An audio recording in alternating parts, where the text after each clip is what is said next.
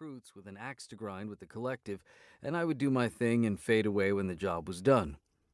It was safe to say the job ain't done. Calvo swatted at the epic black beard he wore as a matter of pride when some kind of bug native to the planet got caught up in the thick, bushy tangle. However, he didn't let this little side problem deter him from putting us back on course and cresting the next sand dune to what we were calling the Serpentine Valley.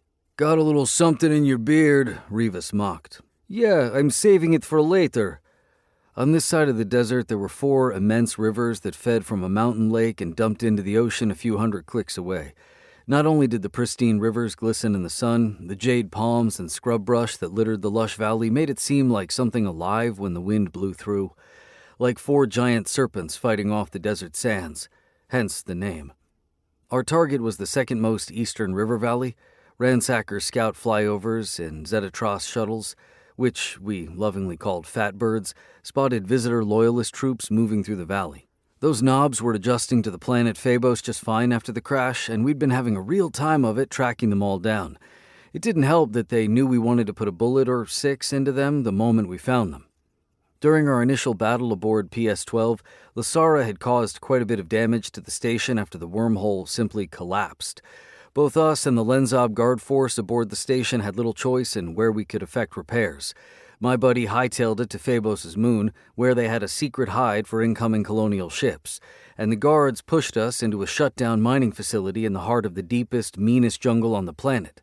We were a couple of months into prison station repairs, while trying not to kill each other, when the visitors showed up. That's who we were tracking now because... reasons. Calvo swerved from the sand and into a copse of trees at the top of a ridge overlooking the Serpentine Valley. When the Bantam came to a stop, Rivas and Nora jumped from the back, then quickly nabbed the camouflage kit to help hide the vehicle. "Grab the front," Nora ordered as I swung my feet from the truck in lockstep with Calvo. Our feet barely touched the ground before the camo net came flying toward us. "I give the orders," Calvo joked in his guttural accent. We finished rolling it across the vehicle and met in the back with the rest of the team to finish jockeying up in our kit. "That was a nice ride, Top," Rivas said in his jovial sandpaper voice. "You even managed to keep us from flipping over this time." Both Rivas and Calvo looked like they'd eaten several Lenzob guardsmen to get as big as they were, and the pair made it a habit of shoving themselves out of each other's way. This time, it was Calvo's turn to knock Rivas around when they both went for the vehicle-mounted tough box at the same time. Calvo retrieved his weapon, an XD-14 battle rifle with an underslung grenade launcher. He checked the action, then loaded a magazine and packed the launcher to capacity. "Listen, kid," Calvo said. "I don't need driving advice from a guy who runs a Bantam like he needs training wheels. How many times have you gotten it stuck?" "Once," Rivas said. "One time." He flared a finger at his senior sergeant to emphasize the point. "It was one time, and at least I wasn't like Nora who needed an RCP to pull her out." Playing the part of calm and cool sister in this twisted family dynamic they had going on, Nora handed Rivas his XMRS light machine gun and removed her own XD-14 from the case.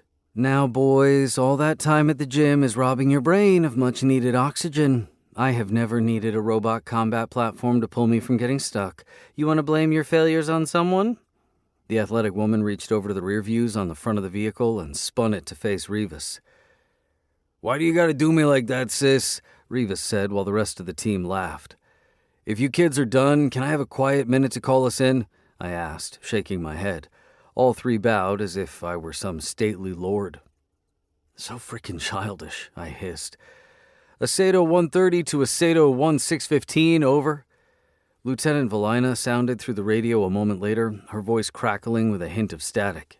"This is 1615. I read you 130. We are at waypoint 4 and ready for you to deploy to target location. How copy? Over?" That woman is all pro. When I was a prisoner on Purgatory Station, she was one of the few Greys who treated me fairly. We'd been through some things together since we took refuge on Faebos, which had led to a good working relationship between us. I had to be able to trust her on this next run at the Visitors, because there was a very real chance target Aceto 1, our prime objective over the last few months, was there. "Roger that," I said. "We're boots on and descending onto target location now." The rich green that lined the Serpentine Valley wasn't the same as the jungles where we lived. Ahead of us, swaying palms were framed by waist-high, wispy grass.